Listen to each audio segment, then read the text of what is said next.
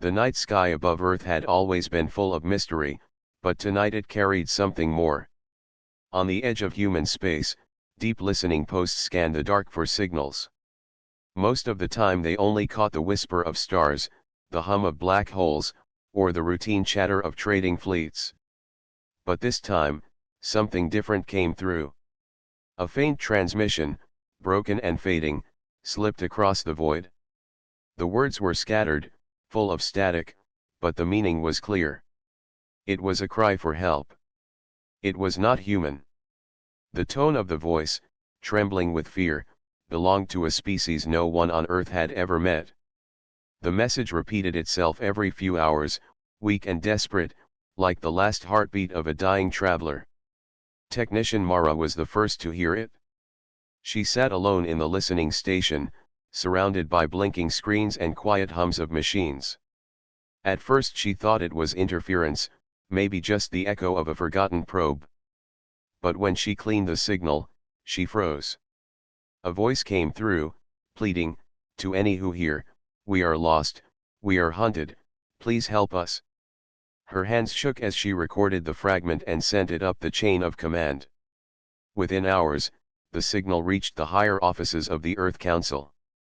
Leaders gathered in secret chambers, their faces heavy with thought. For decades, humanity had been cautious in space.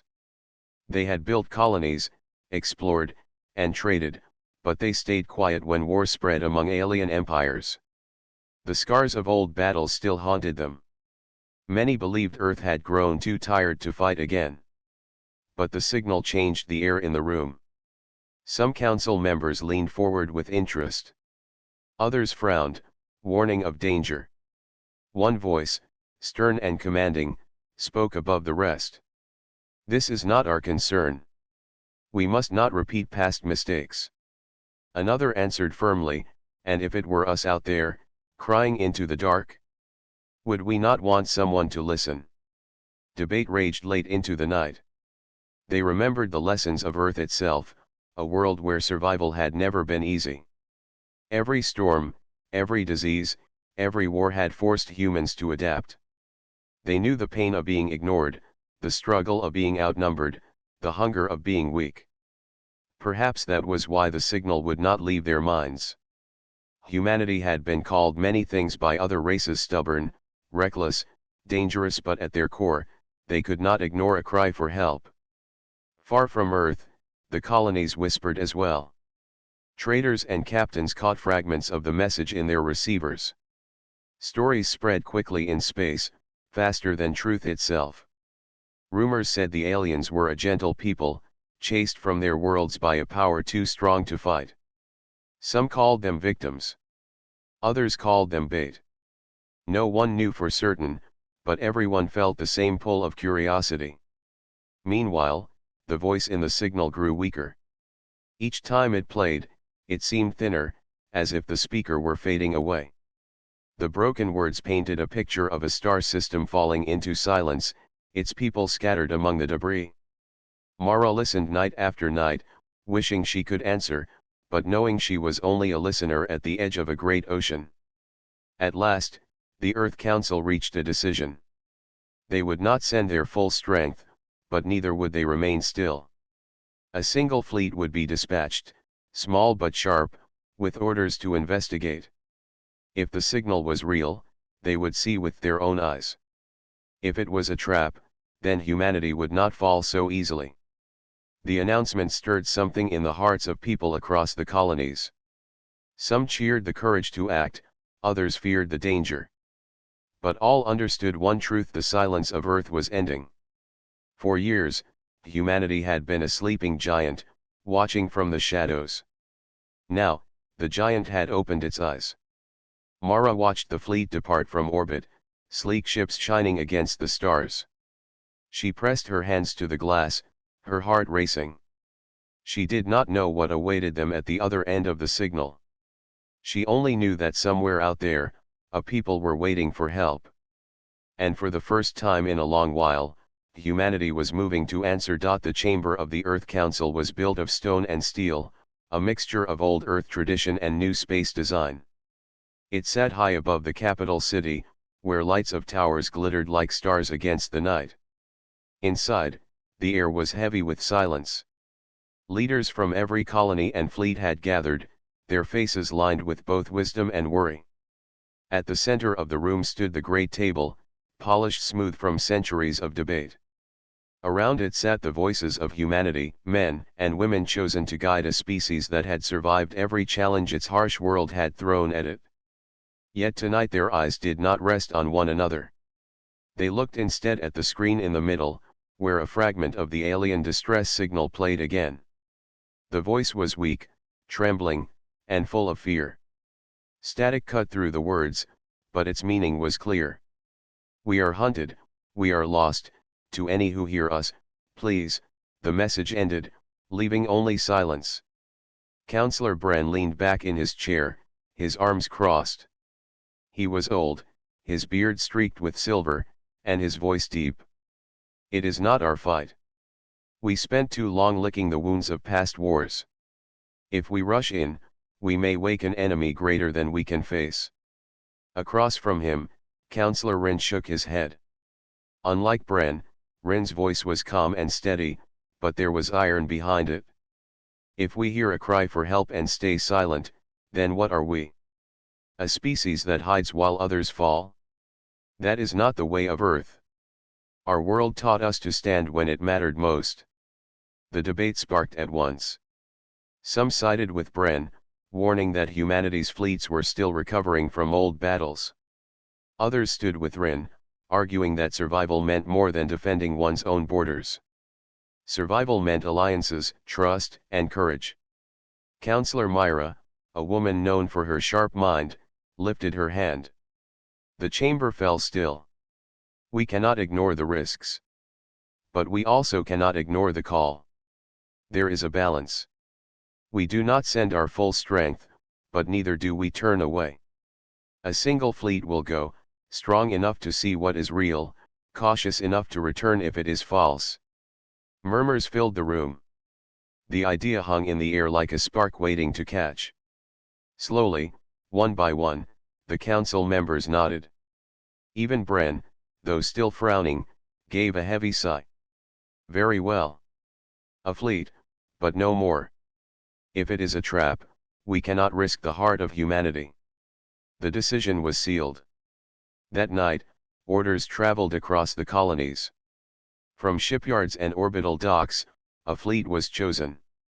It was not large, but it carried veterans who had seen the worst of war and captains known for boldness. At their head stood Commander Rin, the same man who had spoken in the chamber.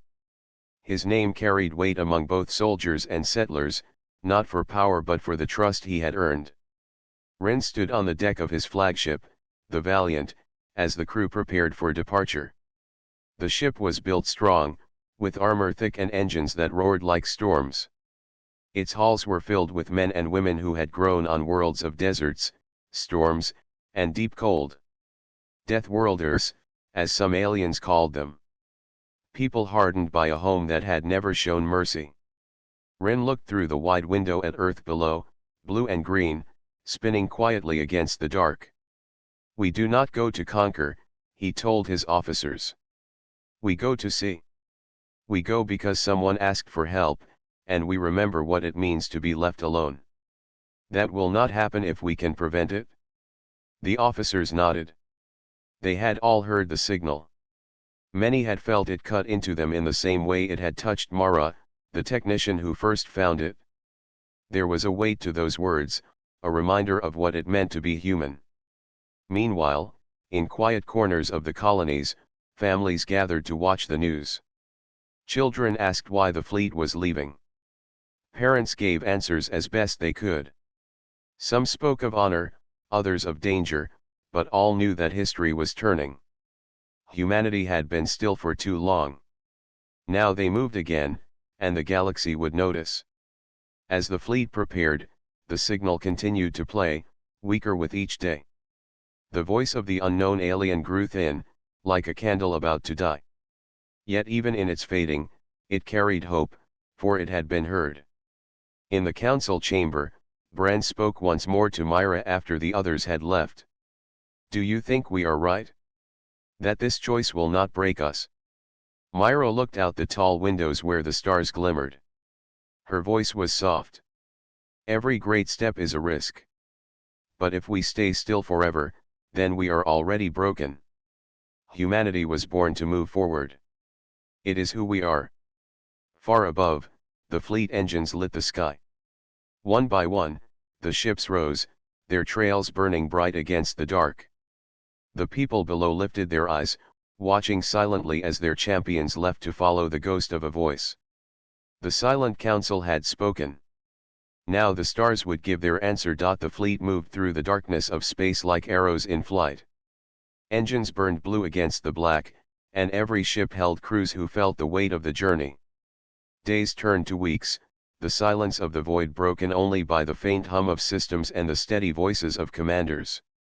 The distress signal grew clearer the closer they came, though it remained cracked with static, as if space itself tried to swallow the voice. Commander Rin stood on the bridge of the Valiant. His eyes were fixed on the star maps that glowed before him. Around him, his officers worked with quiet focus. Every few hours, the broken message echoed once more. It always ended with the same plea. Please help us. Distance to the source. Rin asked. Navigator Hal, a young man with sharp eyes, answered quickly. Less than 1 day, Commander. The signal comes from the 4th planet of the system ahead. Scanners show heavy damage in orbit. Wreckage everywhere. The bridge fell silent at those words. Wreckage meant battles, and battles meant danger. Still, no one spoke of turning back. When the fleet entered the system, the sight waiting for them stole the breath of even the most seasoned officers. The planet below was scarred, its surface burned in places as if great fire had swept across continents. Around it drifted broken hulks of ships, both small and large. Some were alien, strange in shape and design, and others seemed to belong to no fleet at all, as if even civilians had tried to fight. Communications Officer Lero leaned forward, her voice tight. We are picking up life signs. Weak, scattered, but alive. Bring us closer, Rin ordered. Let them know we are here. The Valiant sent a signal across the ruined system. Minutes later, a reply arrived. The voice was fragile, yet full of sudden hope. Unknown vessels, you hear us, we are the Alari. We are dying. Who are you? Rin gave a short nod. Open the channel. He stood tall, his voice calm as it carried across the stars. We are humans, from Earth. We received your call. We come to help if help can be given. There was a pause. Then a sound like quiet weeping filled the channel. The alien voice trembled with relief. You heard us. No one else would answer. The Voruan hunted us, burned our homes, and scattered us into the dark. We thought we were alone.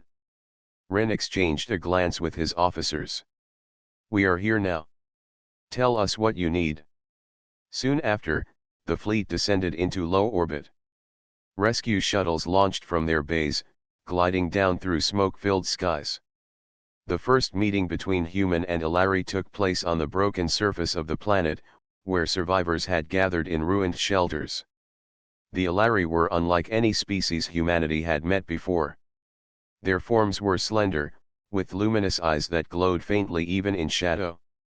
Their movements were graceful, though weakened by hunger and exhaustion. When the first human stepped from the shuttle in heavy armor, the Alari drew back in awe. One of them, taller than the rest and marked with deep scars, stepped forward. His voice shook but carried pride. You are real. We had heard whispers of your kind. Deathworlders, born on a world that fights even its own children. Some said you were dangerous. Others said you were a myth. Now you stand before us. The human officer removed her helmet, revealing a face weathered by years of duty but softened by kindness. We are real. And we are not here to harm you. We only want to see you live. The Alari leader bowed his head. Then perhaps hope is not lost.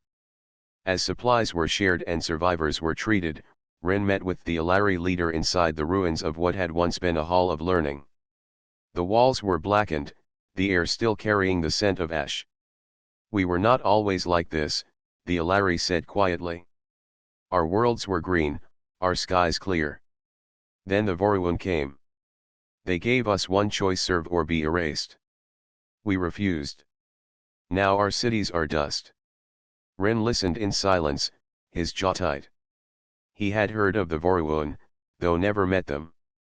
A warlike people, proud and cruel, who valued only power.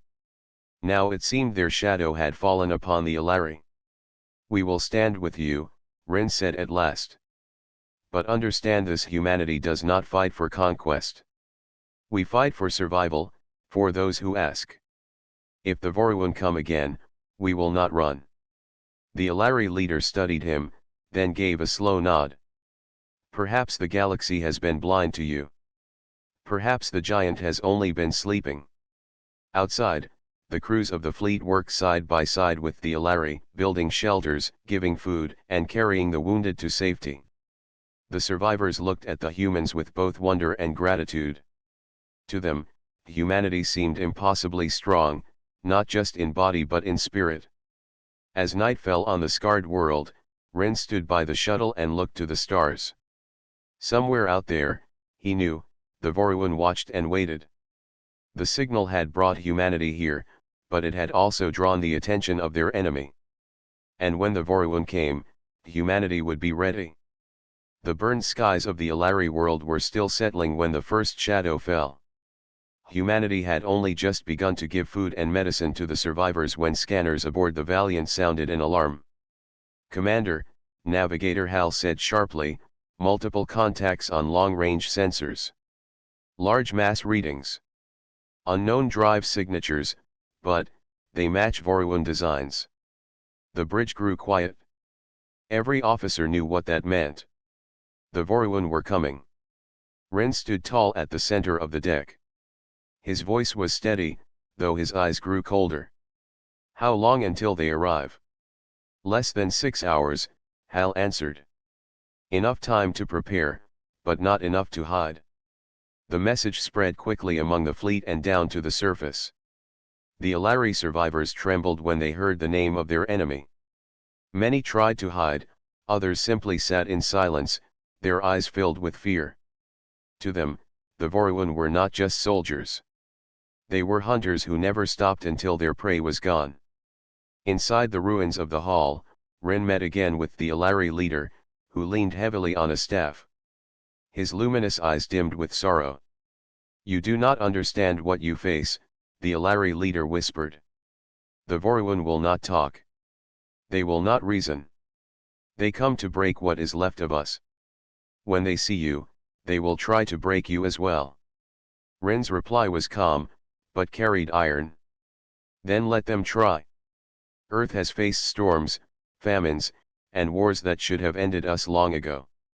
We are still here. We will not vanish quietly."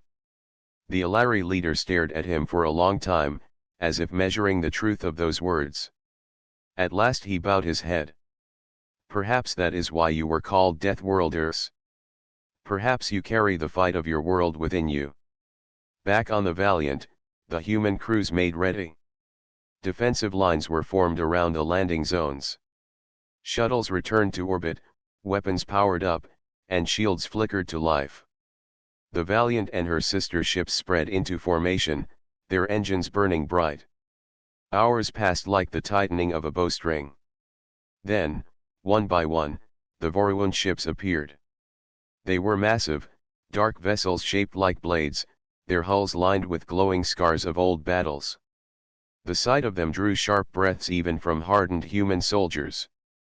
Against the stars, the Voruun armada looked like a storm given form. A voice cut through the comms, harsh and cold. "Unknown vessels.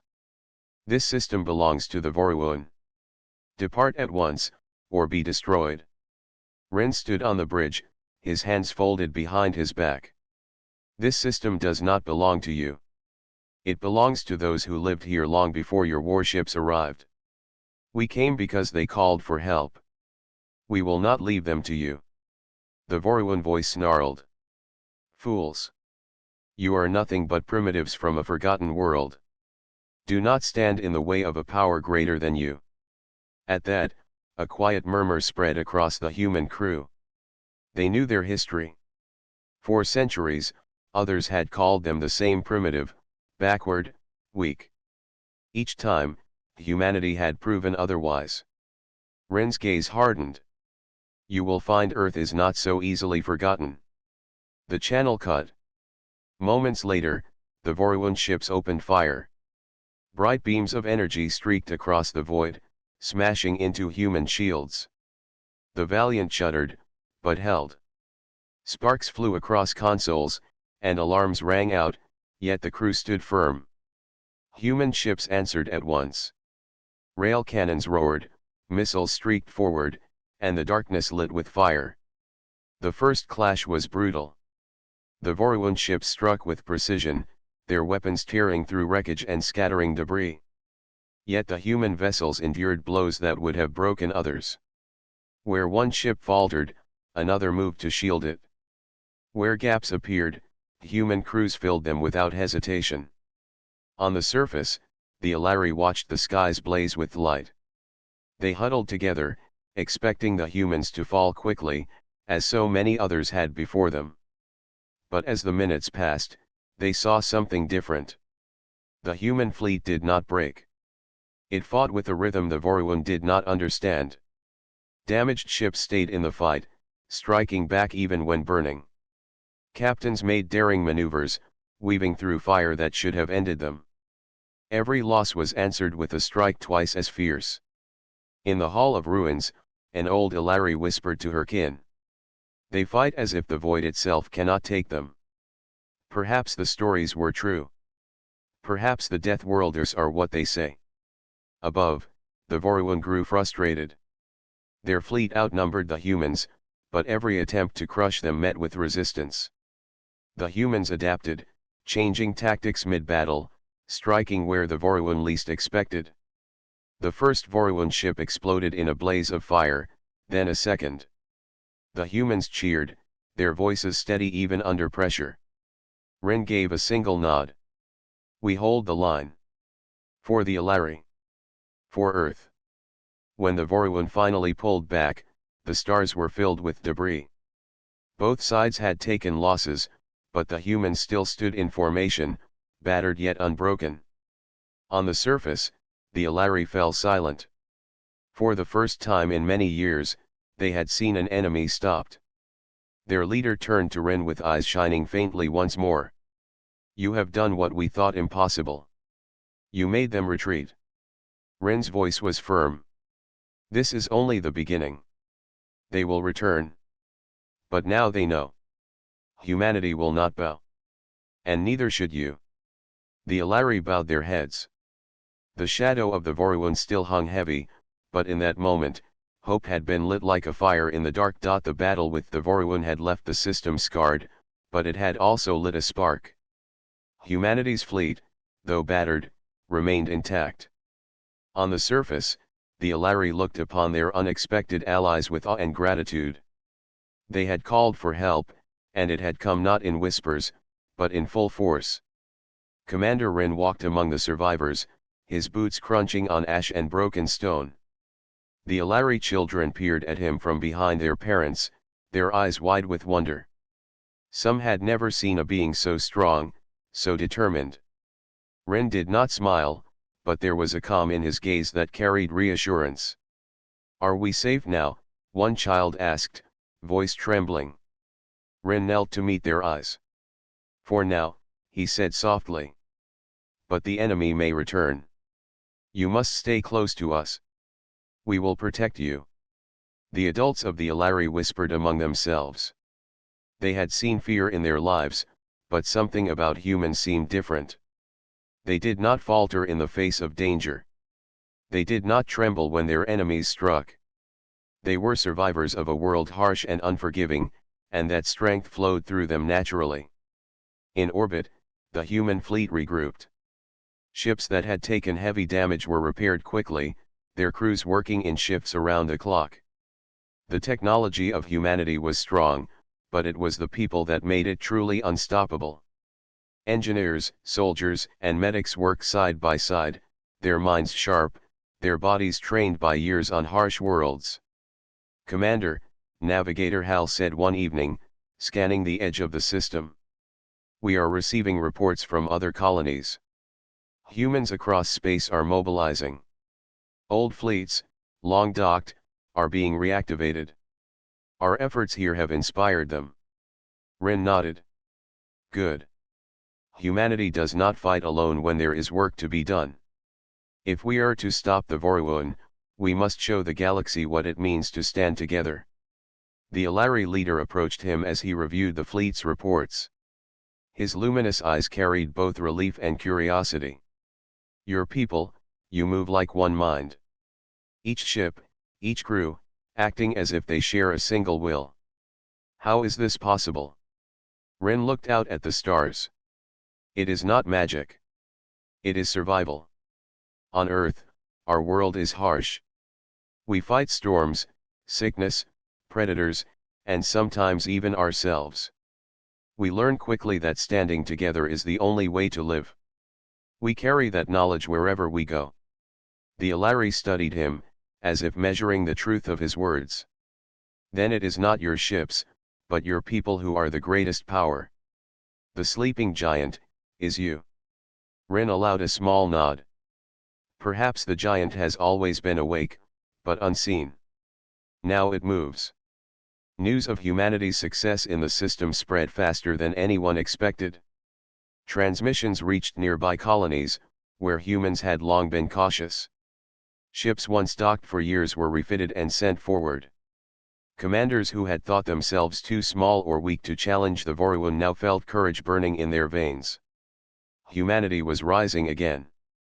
Back on the surface, Ren gathered the Alari leaders. "We cannot stay in hiding," he said firmly. "If the Vorwun return, they will bring more than ships. We must learn, prepare, and strike if we are to survive. But we will not fight alone. I need you to work with us, to teach us your ways, and to trust in ours." The Alari hesitated. They had been hunted and betrayed before. But in the eyes of these humans, they saw something new, a promise unbroken, a will that would not bend. Slowly, nods began to form. Days turned into weeks. The humans helped rebuild what they could, while training the Alari to defend themselves. They shared tactics, strengthened shields, and taught survival in ways no one had thought possible. The Alari began to regain confidence, their fear giving way to hope. Meanwhile, messages continued to arrive from distant colonies. Humanity's awakening was not limited to one system. Fleets once quiet now moved with purpose. Supplies, reinforcements, and intelligence flowed toward the human-led mission. Even species that had once dismissed humans as weak began to take notice. Ren stood on the observation deck of the Valiant, watching the horizon where stars stretched into the unknown. The galaxy was watching now. And humanity was moving, no longer hidden, no longer silent. He turned to Lyra, who stood beside him, scanning the sensor displays. "They will come again," she said quietly. "I know," Ren replied. "And when they do, they will find that the sleeping giant is awake. The galaxy must learn what it means to face Deathworlders. We do not retreat. We do not surrender. We endure." Outside, the fires of repair and training burned across the system. Humanity's presence had changed the balance. The Alari had hope, the fleets were moving, and even the Vorwun would soon realize that this world and its people would not fall easily. For the first time in years, the galaxy felt a shift. The humans were no longer quiet watchers. The sleeping giant had begun to move, and nothing would ever be the same again. The silence of space was broken once again. This time, it was not just the hum of engines or the crackle of distant stars. It was the sound of movement, determination, and readiness. The human fleet, now larger than before, advanced through the system with purpose. Ships that had been docked for years now soared through the void, their crews trained, disciplined, and eager. Commander Rin stood on the bridge of the Valiant, his hands resting lightly on the rail. His eyes scanned the displays, watching for any sign of the Voruun. They had withdrawn after the last skirmish, but Rin knew better than to believe the enemy was gone. The Voruun were patient hunters, willing to wait for weaknesses to show. Navigator Hal called out. Commander, sensors detect movement. Voruun formations approaching from 3 vectors. Their numbers are larger this time, far greater than before. Rin did not flinch.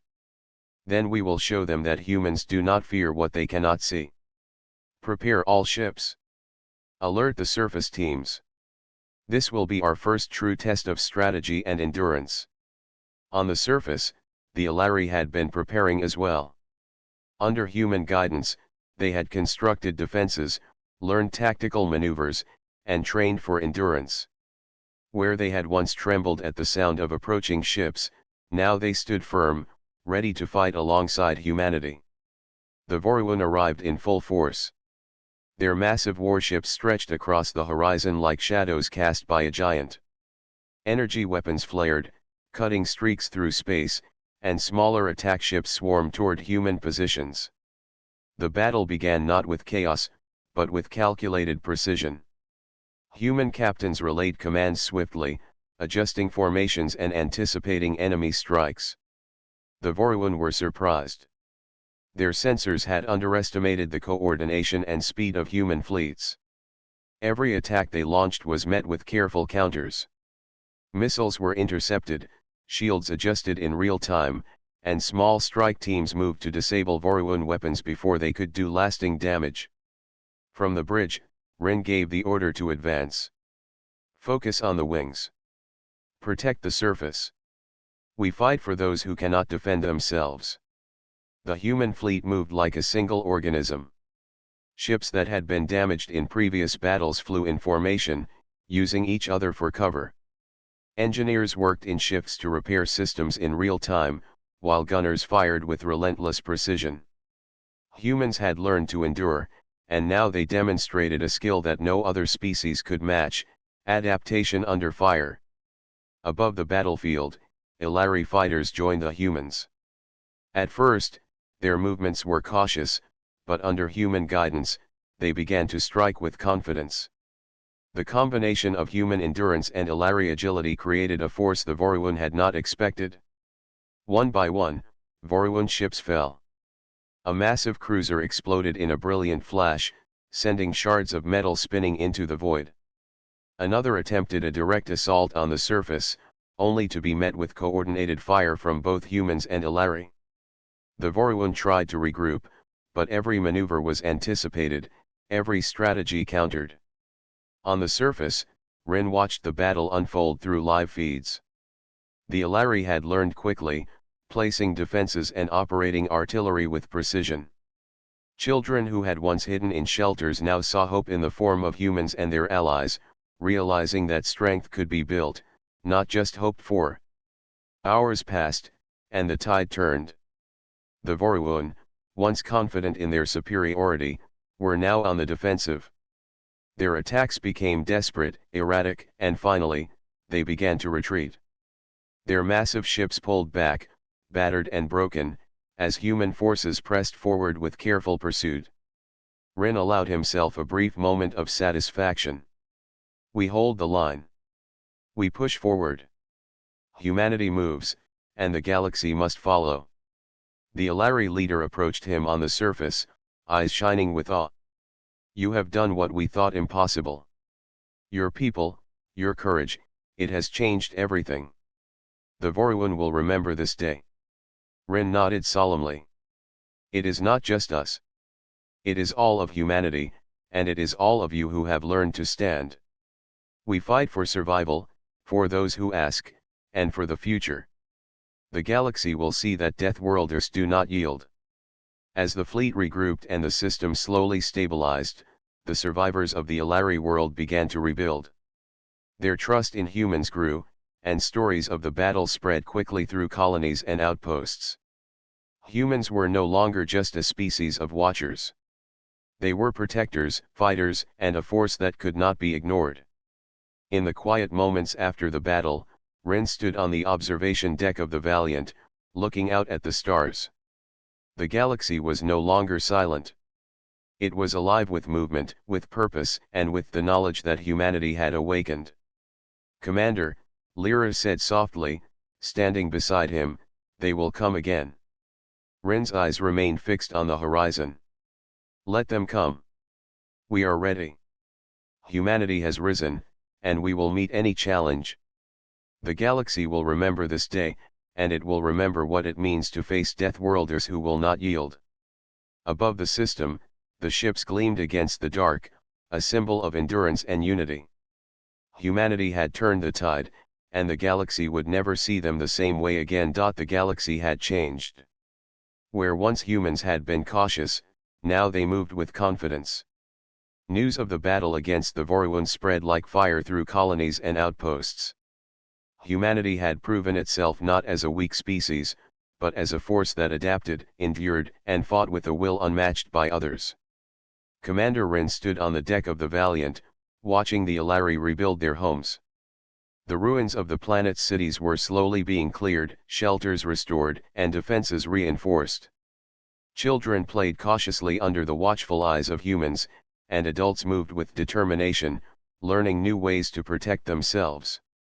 The Alari leader approached, his luminous eyes shining with both relief and curiosity. "Your people, you have awakened something in the galaxy. The Voruan will not forget this, but neither will we. Your courage has inspired not only us but others who have long waited in silence." Rin nodded, his gaze firm. "We did not come here to inspire fear. We came to help. But the galaxy has learned one truth: Deathworlders do not retreat. We endure, we protect, and we fight for those who cannot defend themselves." In orbit, the human fleet had grown. Ships from distant colonies, once docked and idle, had arrived under new commanders who believed in the power of unity. Every vessel moved in formation, shields strong, weapons ready, and crews alert. Humanity's reach now extended beyond one system. It was a statement to the galaxy: humans were no longer a quiet observer. Rin's communications officer, Lyra, called out, "Commander, we are receiving requests for assistance from other sectors. There are colonies threatened by Voruan patrols. They ask for aid, and word has spread that humans are leading the fight." Rin's lips pressed into a firm line. "Then we move. Gather the fleet. Prepare to launch assistance. This is not conquest. This is survival, and solidarity. If anyone calls for help, we answer. That is what humanity has learned, and that is what we will show." The Alari watched as humans coordinated plans for multiple missions. The precision of their actions, the speed with which they made decisions, and the care they showed for every life under their protection impressed even the oldest among them. Where fear had once been, hope now took root. As the fleet left orbit, Rin addressed his officers. "Remember this: we are not just fighting for one world. We are demonstrating what it means to be alive, to endure, and to rise against impossible odds. Every colony, every ally, and every survivor we protect strengthens the galaxy.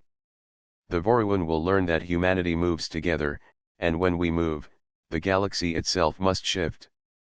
The first mission sent the fleet to a nearby system under threat. Scouts and fighters moved ahead, coordinating with local defenders.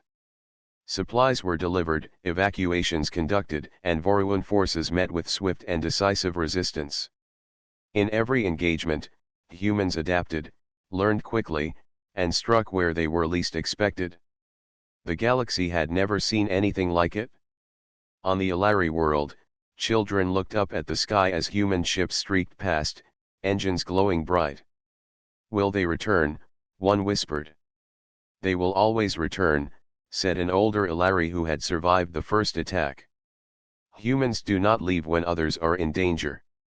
That is their way." Ren walked along the surface, inspecting defenses and speaking with Ilari leaders.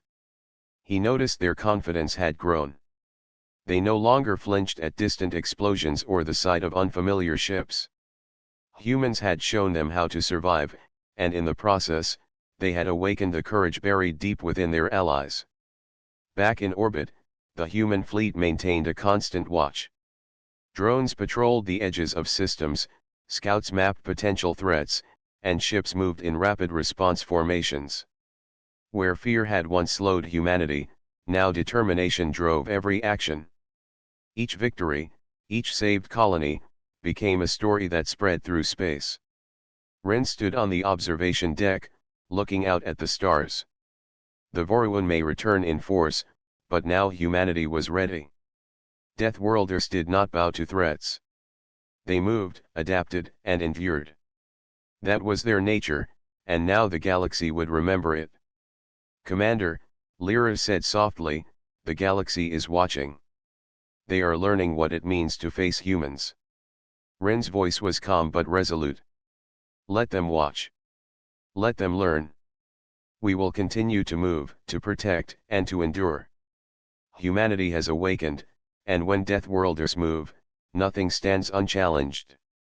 The stars stretched infinitely, but the humans in their ships moved with purpose. Every colony aided, every system protected, and every ally strengthened was proof of a species that refused to stay silent. The sleeping giant of humanity had risen, and the galaxy would never again doubt the will and power of Deathworlders. In the distance, small points of light marked the paths of the fleet as they moved from system to system, bringing hope, protection, and strength wherever they went. Humanity's journey had only just begun, but the story of their courage, unity, and endurance would echo through the stars for generations. The galaxy was alive with movement, and humanity led the way. The Deathworlders had awakened, and nothing would ever be the same.